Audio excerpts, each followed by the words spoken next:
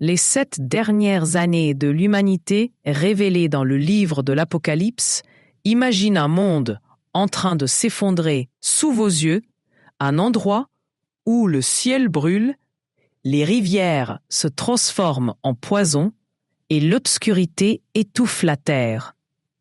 Tu entends les cris des innocents et des rugissements provoquants des impénitents, les cœurs endurcis contre tout espoir, que ce soit pas l'intrigue d'un film à succès, et la réalité effrayante décrite dans le dernier chapitre de la Bible pour ceux qui ont lu le livre de Apocalypse. Ces mots évoquent des images de chaos, désespoir et révélations choquantes. La dérive en général commence par la négligence du spirituel, disciplines telles que la prière, l'étude de la Bible et la communion fraternelle. Ces pratiques sont essentielles pour maintenir une dynamique foi, mais ils sont souvent les premiers à être abandonnés lorsque la vie devient occupée ou difficile. Sans communion régulière avec Dieu, les croyants deviennent spirituellement mal nourris, ce qui les rend vulnérables à tentation et tromperie, par exemple la prière et la bouée de sauvetage du croyant, relation avec Dieu. Quand la prière et l'intimité négligée avec Dieu diminuent et la foi devient de plus en plus saine de l'Église est essentielle pour rester ancré dans la foi et résister à l'attraction de apostasie malgré la prévalence de les Écritures sur l'apostasie offre de l'espoir à ceux-là qui restent fermes.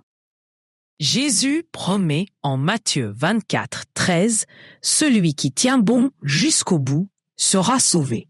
Cet appel à la persévérance est à la fois un avertissement et un encouragement, rappelant aux croyants l'importance de une foi durable pour se prémunir contre la chute. Les croyants absents doivent donner la priorité aux relations publiques, relations avec Dieu, avant tout.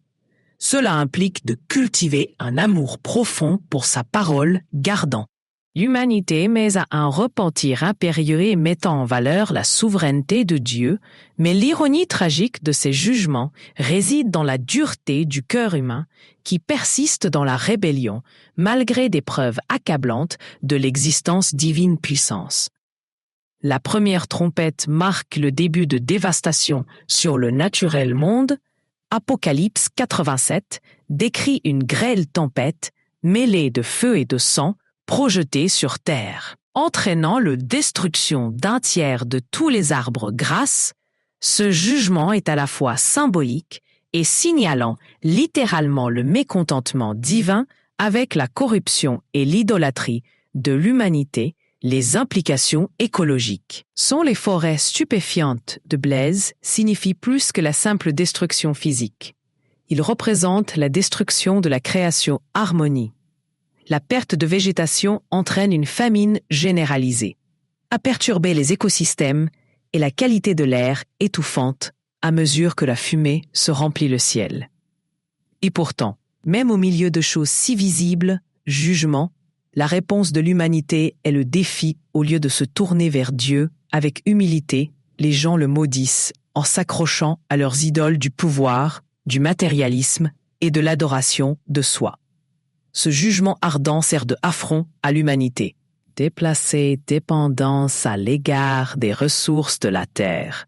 Rappelez que la création elle-même appartient à le Créateur. Les paroles de l'apôtre Paul dans Romains 1, 25 résonnent ici. Ils ont échangé la vérité sur Dieu pour un mensonge et adoré, servi, chose créée plutôt que le Créateur.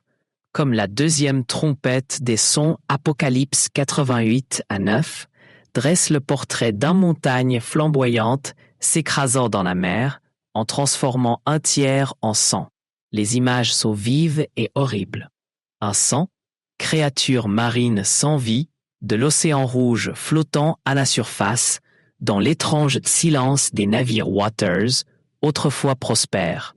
Symboles du commerce et de l'ingéniosité humaine sont détruits, paralysant encore davantage l'économie mondiale.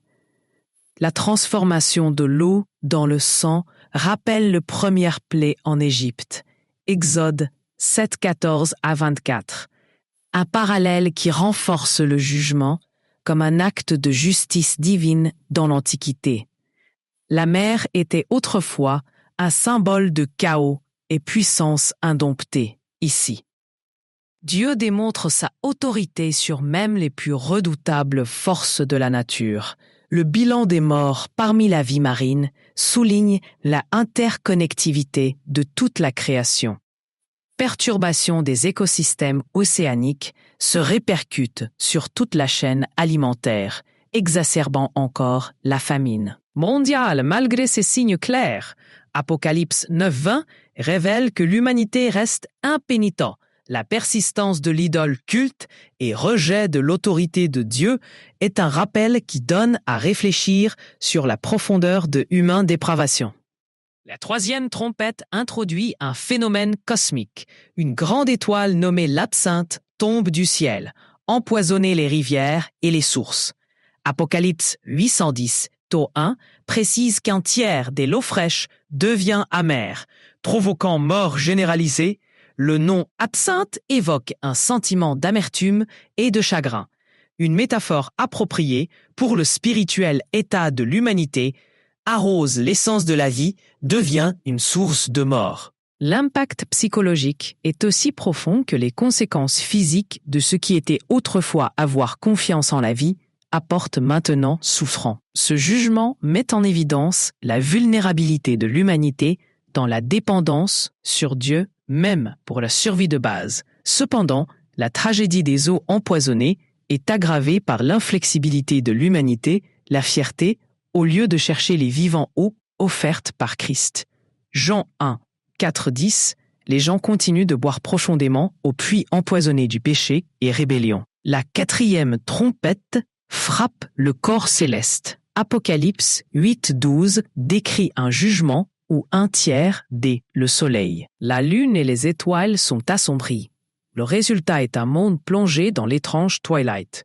Ce n'est pas simplement naturel phénomène, mais un acte symbolique signifiant le retrait par Dieu de sa lumière de maintien.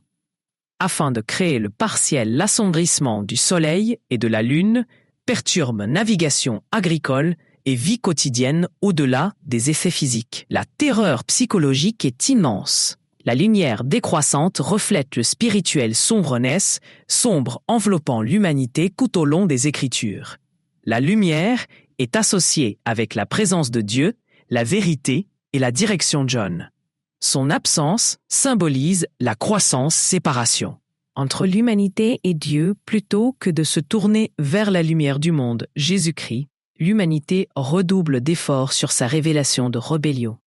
9-21, enregistrements dans lesquels les gens persistent leurs péchés, y compris le meurtre idolâtrique, la sorcellerie, l'immoralité et le vol. L'obscurité du cosmos devient un reflet effrayant de l'obscurité dans les cœurs humains. Comme l'ange prévient dans Apocalypse 88, 13, les 3 prochains, les trompettes apportent des malheurs sans précédent, gravité, ces jugements, transition, de bouleversements écologiques et cosmiques à attaque directe contre l'humanité elle-même, exposer le spirituel et le moral, la corruption au cœur d'eux. L'humanité défie la 5e trompette, déchaîne un essaim de sauterelles démoniaques des abysses. Apocalypse 9, 11 décrit des créatures aux détails terrifiants qu'elles sont comme les sauterelles, mais avec le pouvoir de tourmenter les humains pendant 5 mois. Les victimes vivent une agonie si intense qu'ils cherchent la mort, mais ne peuvent pas la trouver. Ces derniers temps, les sauterelles symbolisent plus que physique tourment. Ils représentent le spirituel, l'angoisse de la séparation d'avec Dieu, leur roi, Aden en hébreu, pour. La destruction souligne leur objectif d'exécuter jugement divin sur ceux décellés qui rejettent Dieu. Le tourment n'est pas seulement punitif, mais rédempteur dans son intention signifiée pour éveiller l'humanité à son besoin de salut, mais même face à de telles légendes d'horreur, refuse de se repentir, l'allégeance au péché, les aveugles aux possibilités que grâce présente, le profonde tragédie du libre arbitre humain des choses. La 6e trompette libère 4 déchus anges liés à l'Euphrate, un fleuve historiquement associé à l'Antiquité, empire et spirituelle frontière. Ces anges commandent une armée de 200 millions de cavaliers dont l'apparition est Apocalypse d'un autre monde, 9:17 à 19, les décrit avec des têtes de lion et des contes comme des serpents. Le résultat est catastrophique pour 1/3 de l'humanité, périt dans cette guerre apocalyptique. L'ampleur de la destruction est inimaginable, avec des villes élevées et d'innombrables vies perdues. La dévastation mondiale sert de un rappel brutal des conséquences de péché et rébellion contre Dieu. Encore une fois, la réponse humaine est choquante. Apocalypse 9, 20 à 21 déplore que même après une telle perte, l'humanité reste impénitent. Il persiste à adorer idoles et se livrer à la corruption morale. Ce défiance cédant met en évidence le cécité spirituelle qui définit le cœur non régénéré. La 7e trompette est unique parmi les jugements qu'il porte, pas introduire une calamité spécifique, mais proclame plutôt le point culminant de le plan rédempteur de Dieu. Apocalypse 11, verset 15, déclare que le royaume du monde a devenir le royaume de notre Seigneur et de son Christ, et il régnera pour toujours et toujours. Cette trompette signale la finale, l'établissement du règne de Dieu, accompagné par des tremblements de terre, éclairs et un grand tempête de grêle. Les images évoquent la crainte et la terreur à laquelle la création elle-même répond, la majesté de son Créateur. Cependant, pour ceux qui persistent dans la rébellion, moment scelle leur destin. Le temps pour le repentir est passé, et le plein, la mesure de la colère divine est sur le point d'être versée. 2 apostasies dans les derniers jours.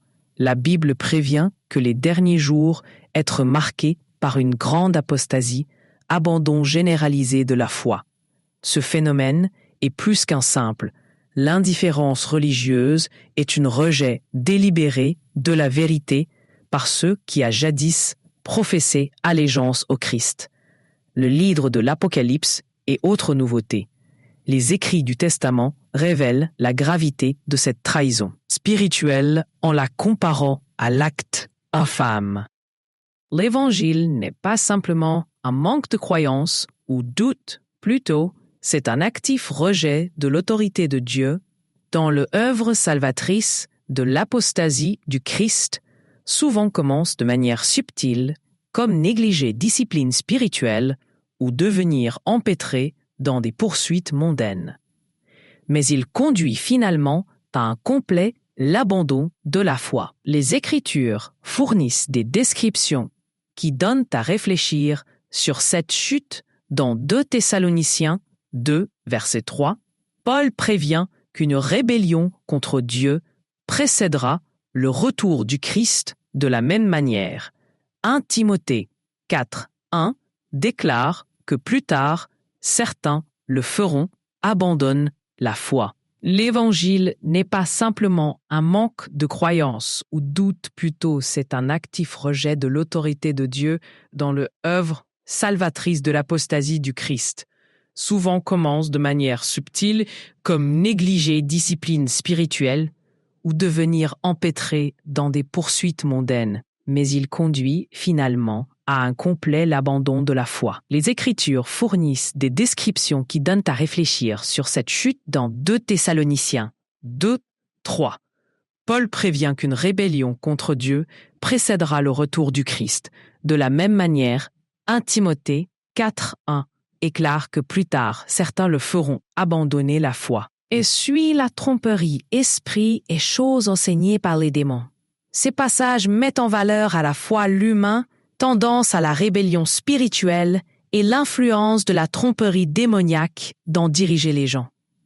L'apostasie égarée commence souvent par une dérive progressive, semblable à un navire non ancré, s'éloignant lentement du rivage. Se s'éloigner de Dieu est rarement intentionnel, mais se produit lorsque les croyants négligèrent leur relation avec lui. Hébreux 2:1 nous lance un avertissement sévère. Doit prêter la plus grande attention donc à ce que nous avons entendu pour que nous ne nous éloignions pas. De la dérive en général commence par la négligence du spirituel.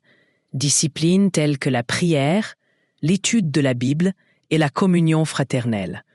Ces pratiques sont essentielles pour maintenir une dynamique foi, mais ils sont souvent les premiers à être abandonnés lorsque la vie devient occupée ou difficile. Sans communion régulière avec Dieu, les croyants deviennent spirituellement mal nourris, ce qui les rend vulnérables à tentation et tromperie. Par exemple, la prière est la bouée de sauvetage du croyant, relation avec Dieu, quand la prière et l'intimité négligée avec Dieu diminuent et la foi devient de plus en plus superficielle. Négligeant de la même manière l'étude des Écritures conduit à un manque de discernement, facilitant adopter de faux enseignements ou des enseignements mondains.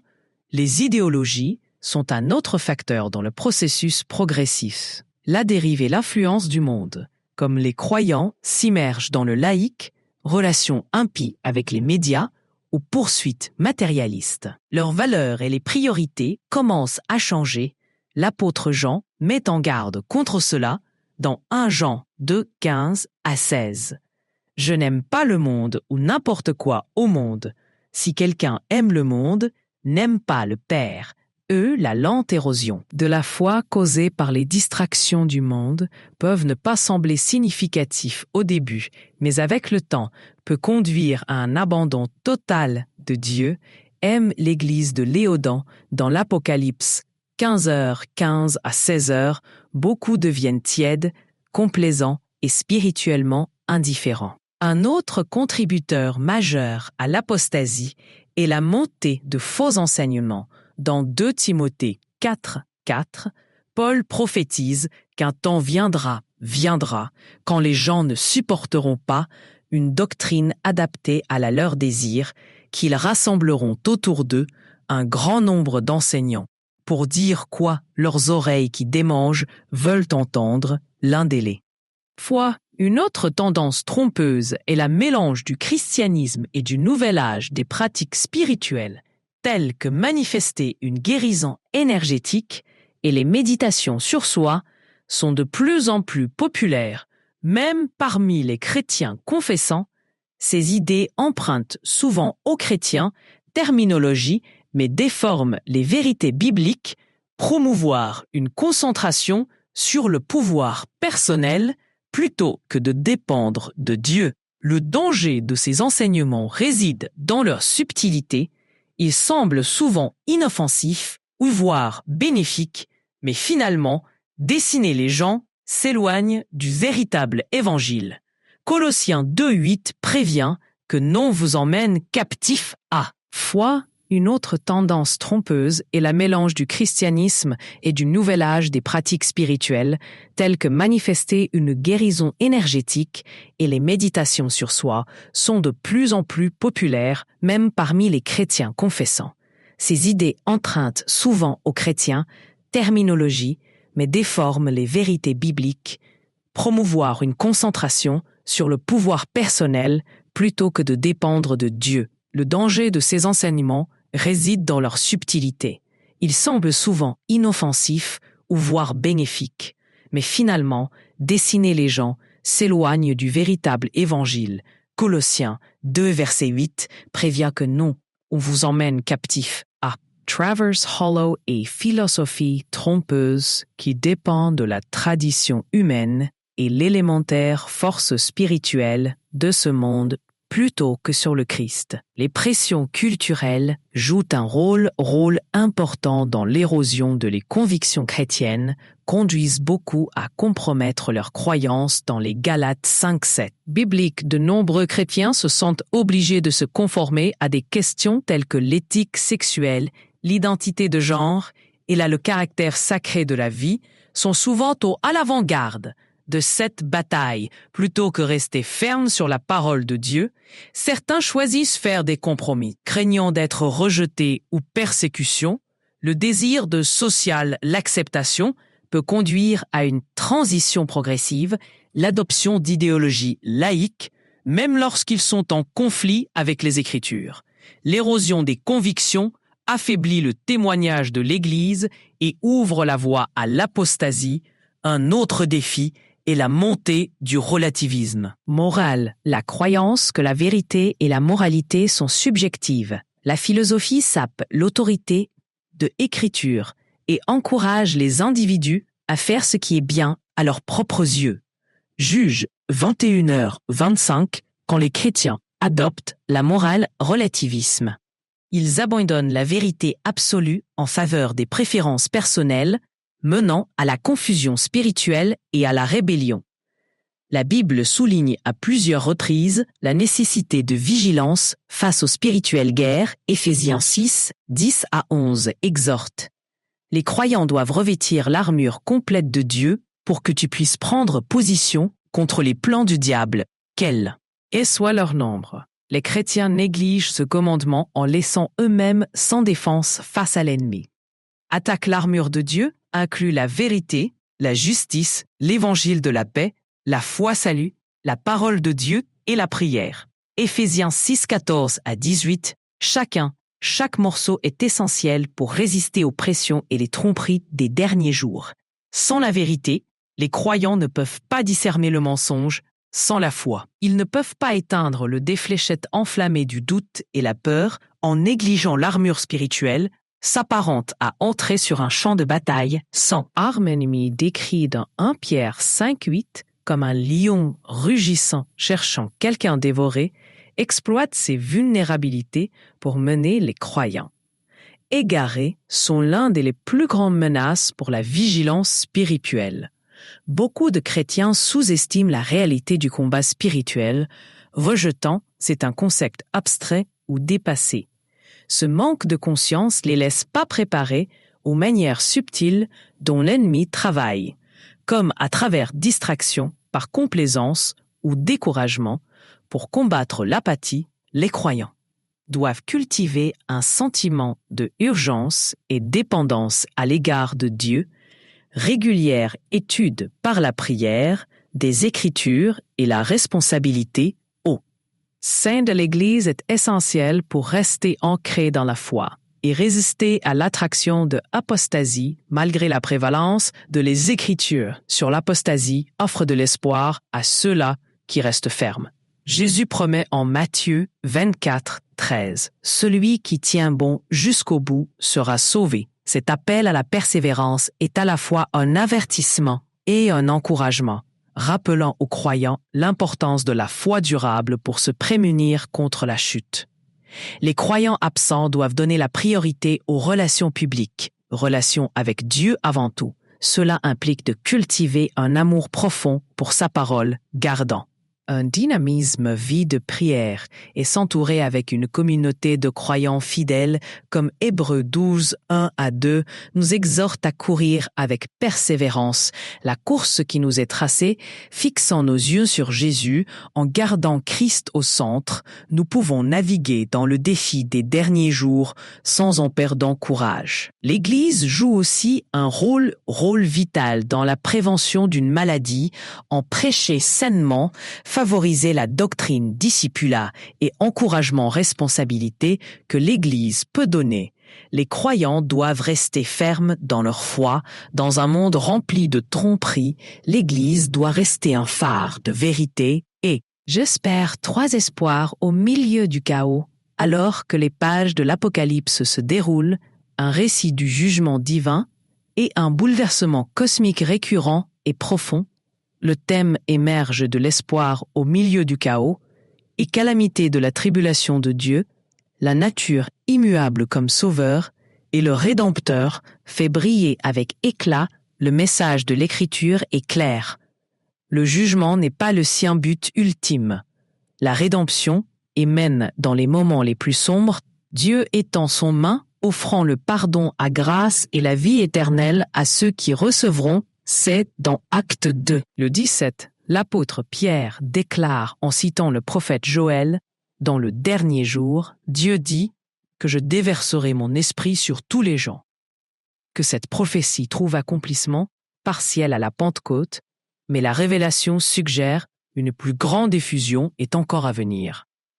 Même pendant le tribulation, que cette promesse divine pointe à l'incroyable réalité que Dieu l'Esprit continuera à travailler en dessinant cœur au Christ au milieu d'un large public la rébellion et souffrance. Malgré l'écrasant jugement décrit dans l'Apocalypse, des multitudes viendront à la foi pendant le tribulation. Apocalypse 79 à 4 dépeint une vaste foule de chaque nation, tribu, peuple et langue debout devant le trône de Dieu, vêtus de robes blanches, ces individus connus sous le nom de tribulation. Les saints ont lavé leurs robes dans sang de l'agneau, symbolisant leur le salut par le sacrifice du Christ. Leurs histoires sont pleines de courage et la foi. Beaucoup endureront la persécution, la souffrance et le martyre, en choisissant de suivre Jésus, même au prix de leur vie. Leur témoignage est un puissant rappel que la grâce de Dieu est disponible à tous, même aux plus désespérés. Circonstances comme Apocalypse 12:11 déclarent qu'ils ont triomphé de l'ennemi par le sang de l'agneau et par la parole de leur témoignage. Ils n'ont pas aimé leur vie au point de reculer devant la mort. Ce réveil pendant la tribulation souligne l'amour implacable de Dieu, malgré la rébellion de l'humanité et la escalade des jugements. Il continue de appeler les gens à lui. Son esprit est déversé en condamnant l'ouverture de hards yeux et transformer des vies pour les croyants. La source ultime de l'espoir réside dans la promesse du second Christ à venir.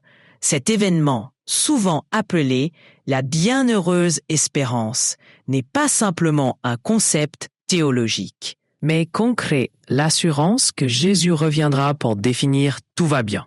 Tite 213 le décrit cette espérance comme apparition de la gloire de notre grand Dieu et Sauveur Jésus-Christ.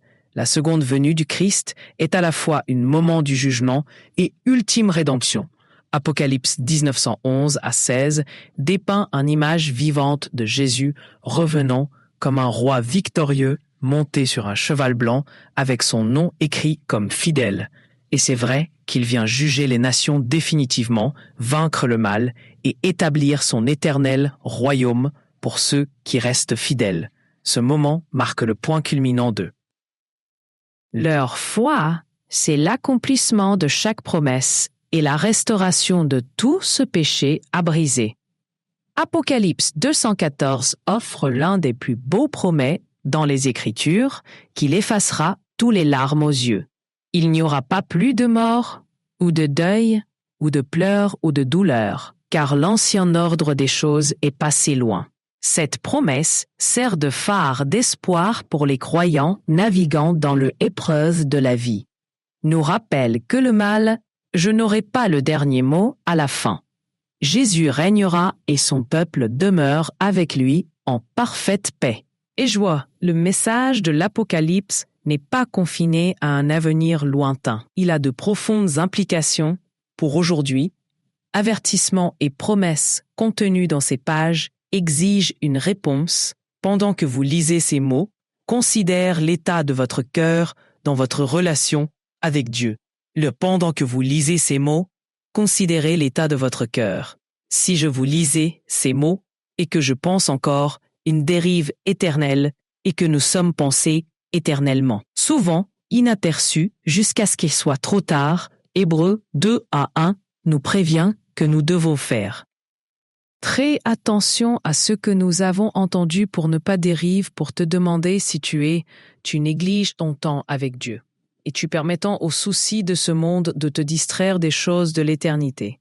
Si c'est le cas, c'est le moment d'ancrer votre cœur en Christ. Retournez à la prière. Immergez vous-même dans la parole de Dieu et entourez-vous vous-même avec une communauté de. L'idolâtrie de la foi ne se limite pas à statues dorées des temps anciens. Il peut prendre de nombreuses formes dans la carrière mondiale d'aujourd'hui. Relations, biens matériels ou même moi-même. Tout. Ce qui a la priorité Dieu dans ta vie devient une idole. L'Apocalypse met en garde à plusieurs reprises contre le danger de l'idolâtrie, montrant comment aveugle les gens à la vérité et les endurcit leur cœur.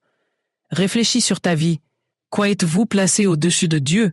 Comme Josué 24h15 nous défie de choisir ce jour qui tu purgeras le temps d'abattre idole et s'abandonner pleinement à Christ. Et maintenant, le monde est de plus en plus hostile à la vérité biblique. Demeure ferme dans votre foi exigera du courage et conviction. Apocalypse 2:10 encourage les croyants à être fidèles. Et je te donnerai la vie comme celle de ton Victor couronne. Prépare ton cœur maintenant pour les défis à venir. Équipez-vous de l'armure complète de Dieu. Éphésiens 6, 10-18, et compte sur sa force pour résister les pressions du compromis. Sur la fidélité, aujourd'hui, te fortifiera. Car quelles que soient les épreuves qui pourraient survenir, la finale, les chapitres de l'Apocalypse révèlent un Dieu dont l'amour perdure même face à la rébellion de l'humanité. Ces jugements sont pas d'actes de colère arbitraire, mais des efforts délibérés pour rappeler-les. Jean pour lui, alors même que le monde tourne vers destruction, ses bras restent ouverts, offrir la grâce à tous ceux qui se tourneront vers lui. 2 Pierre 3, verset 9, résume ceci. Cœur de Dieu, le Seigneur ne tarde pas à tenir sa promesse comme certains le comprennent. La lenteur, au contraire. Il est patient avec toi. Je ne veux pas que quelqu'un périsse, mais que tout le monde parvienne à la repentance. La patience est un témoignage de son amour, et un amour si grand qu'il a envoyé son Fils Hammer pour nous, offrant la rédemption même. Oh, ceux qui l'ont rejeté, révélation nous oblige à affronter un éternel. Je me demande où en sommes-nous. Serons-nous parmi les impénitents, accrochés à un monde destiné au jugement, ou allons-nous répondre à l'appel d'un Sauveur qui offre vie éternelle? Le choix nous appartient, mais le temps est court. Choisir judicieusement la vie, choisir Jésus pour ceux qui le font. Il y a une promesse qui dépasse toutes les épreuves et les tribulations de ce monde. Et l'éternité, en présence de Dieu, où il n'y aura plus de nuit. Ils le feront, pas besoin de la lumière, d'une lampe ou du lumière du soleil, car le Seigneur Dieu le fera, donne-leur de la lumière, et ils retiendront pour toujours et à jamais révélation. C'est l'espoir que nous soutient la promesse qui ancre notre âme. Vivons avec ce partage d'espoir avec un monde qui a désespérément besoin de rachat, besoin de rachat, besoin de rachat.